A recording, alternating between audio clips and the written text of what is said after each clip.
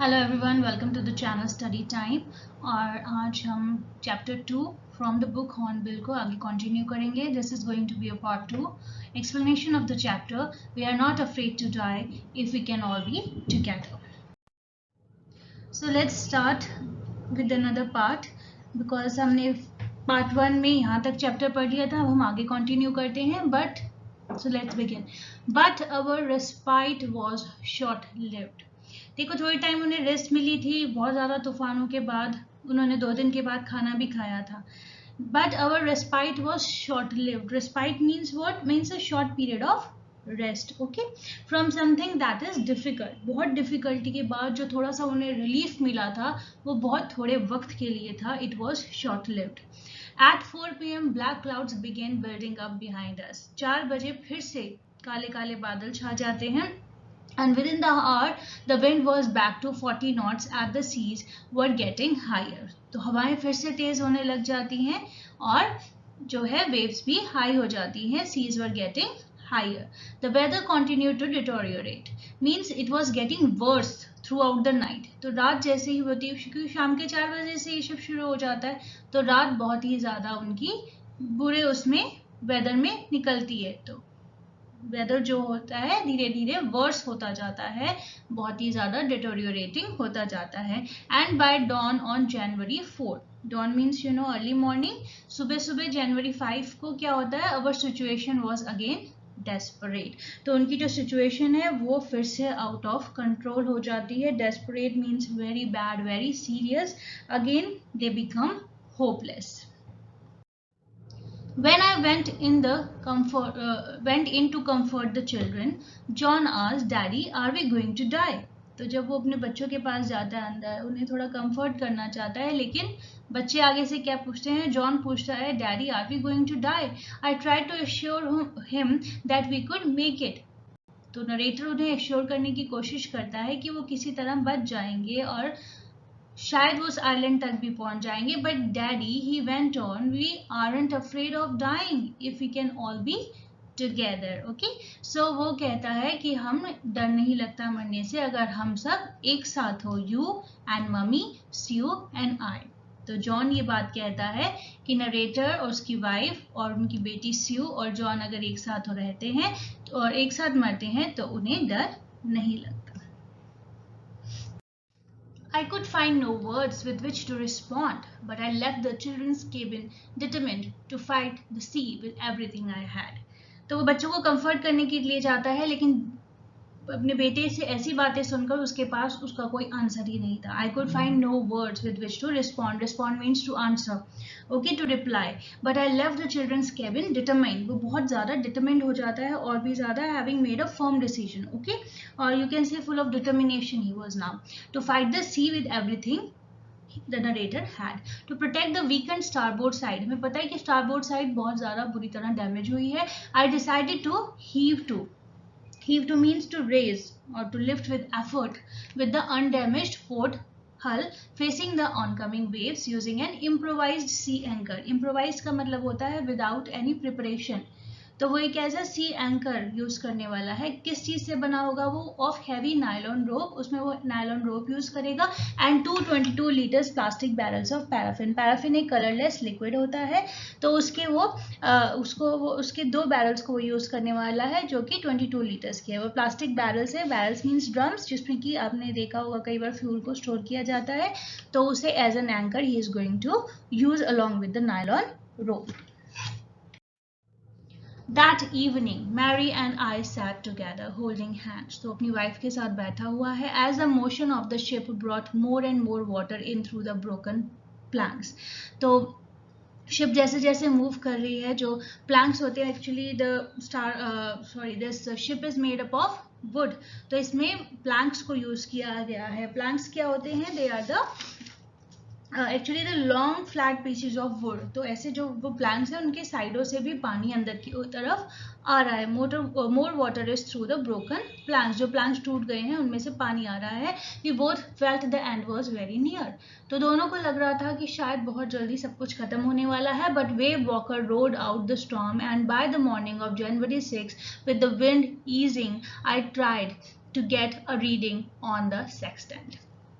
सी। तो अब दोनों को ही लग रहा था, लेकिन वो स्टॉर्म से फिर से वेव वॉकर जो है बाहर आती है जनवरी 6 को, जो है विंड थोड़ी सी बेटर हो जाती है, और वो अब जो नरेटर है वो क्या रीड कर रहा है, sextant. You can see the instrument here in the picture. ये एक इंस्ट्रूमेंट होता है actually to calculate the latitudes and longitudes. Okay, this is an instrument with graduated arc of 60 degrees for taking altitudes and navigation. तो वो अपनी सारी measurements कर रहा है back in the chart room. Chart room वहीं जहाँ सारी मेजरमेंट्स की जाती है, सारी डिसीजंस ली जाती हैं। I worked on wind speeds, changes of course, drift and current in an effort to calculate our position. तो जो भी वो कुछ कर सकता है, जो भी कैलकुलेशंस कर सकता है, उसमें नरेटर लगा हुआ है। The best I could determine was that we were somewhere in 150,000 kilometers of ocean looking for a 65 kilometer wide island. तो बहुत बड़े ओशन के अंदर वो एक छोटे से आइलैंड की तलाश कर रहे हैं। While I was thinking, Sue moving painfully joined me. Okay, तो अभी नरेटर ये सब बातें सोच ही रहा था। Sue उसकी बेटी वहां आती है। She is moving painfully because उसको चोट लगी हुई है, और वो अपने फादर के पास आती है। The left side of her head was now very swollen and her blackened eyes narrowed to slits.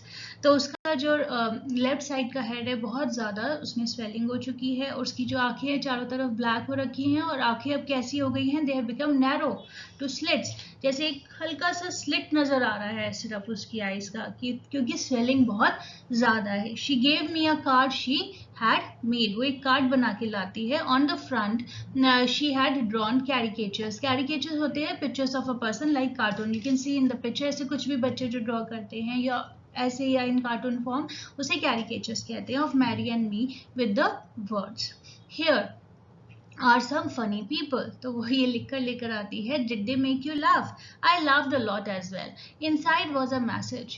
तो उसके अंदर उसने एक मैसेज भी लिखा हुआ है, Oh, how I love you both. So this card is to say thank you and let's hope for the best. Somehow we had to make it.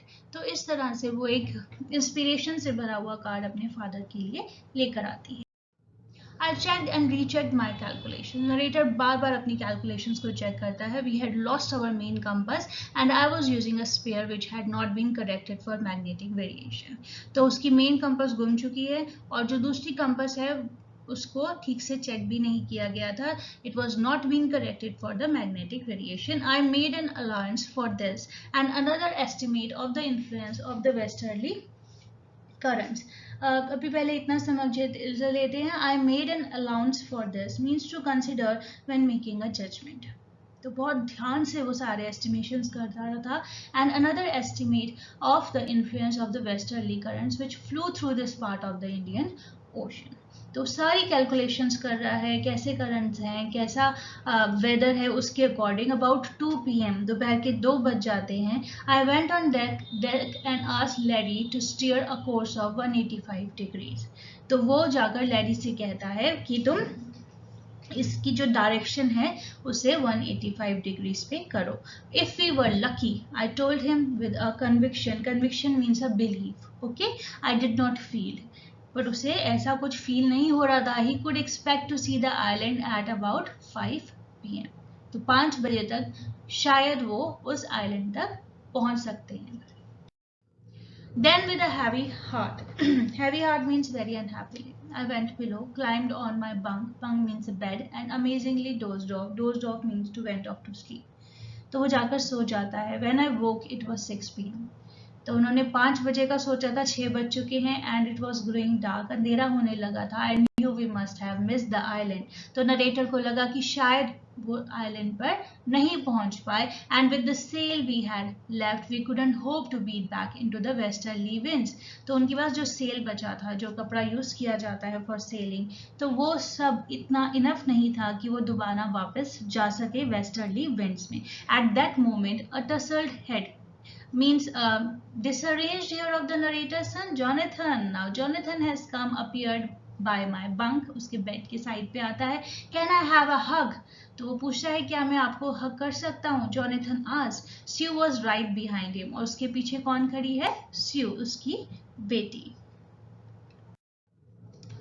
When I am getting a hug, why I am getting a hug now? तो narrator कहता है ये कौन सा time, मतलब कि why I am getting a hug? I ask because you are the best daddy in the whole world and the best captain. My son replied. तो Jonathan जो उसका बेटा है वो क्या कहता है कि आप एक best daddy हैं और एक best कैप्टन है. Not today, John. I'm afraid. क्योंकि नरेटर को डर था कि शायद वो आइलैंड तक नहीं पहुंच पाएंगे. Why you must be, said Sue in a matter of fact voice. तो पीछे से स्यू कहती है क्यों ऐसा सोचते हो, है ना. said Sue in a matter of fact voice. Matter of fact means not showing feeling of emotion, especially in a situation when emotion is expected. जब आपको emotions दिखाने हैं लेकिन आप emotions नहीं दिखा रहे हो, तो ऐसा matter of fact voice में बोलती है. You found the island. What? I shouted.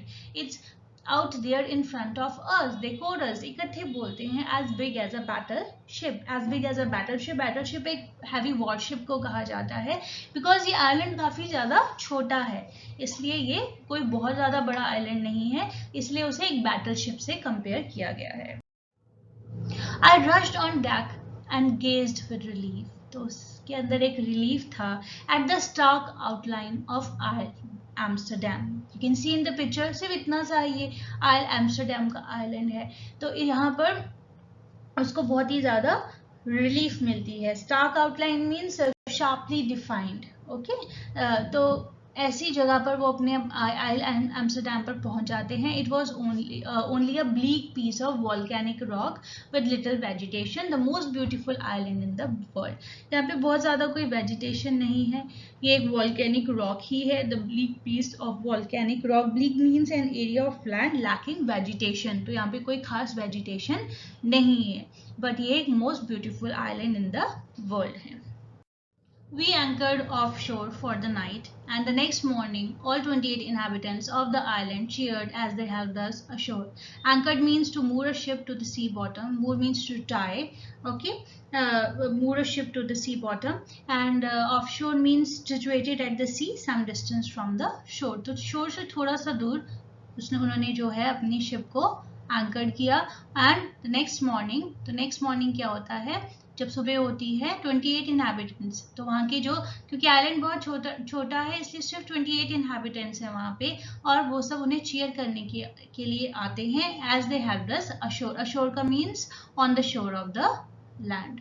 With the land under my feet again, my thoughts were full of Larry and Herbie, cheerful and optimistic under the direct stress, and of Mary, who stayed at the wheel for all those crucial hours. तो उसे बहुत अच्छा लगता है कि फिर से उसे लैंड मिलता है under his feet. My thoughts were full of Larry and Herbie, because Larry और हर्बी ने उनकी बहुत हेल्प करी है. Cheerful and optimistic means hopeful and confident under the direst stress. Direst का मतलब होता है वेरी फ्राइटफुल, बहुत ही ज़्यादा टेरिबल. ग्रेट स्ट्रेस, एक फियर था, हमेशा एक डर था, तो उसमें सबने एक दूसरे की बहुत हेल्प करी थी. वो बहुत ऑप्टिमिस्टिक रहे. एंड ऑफ मैरी, उसकी जो वाइफ है, वो stayed at the wheel for all those crucial hours. तो सबने एक दूसरे की बहुत हेल्प करी. तो रेटर को वो सब बातें याद आ रही हैं. Most of all, I thought of a 7-year-old girl, उसकी बेटी स्यू, who did not want us to worry about a head injury. वो उन्हें बिल्कुल भी परेशान नहीं करना चाहती थी. Which subsequently took 6 minor operations to remove a recurring blood clot between skin and skull. तो उसे 6 minor operations से गुजरना पड़ा to become normal again, and of a 6-year-old boy who was not afraid to die. और उसका बेटा जो कि सिर्फ 6 साल का था, and he said he is not afraid to die because they were all together. तो उसे ये सब बातें जो हैं, ये सब जो थॉट्स हैं उसके मन में इस वक्त चल रही हैं. Thank you so much. If you like the video, kindly like, share and subscribe. Thank you.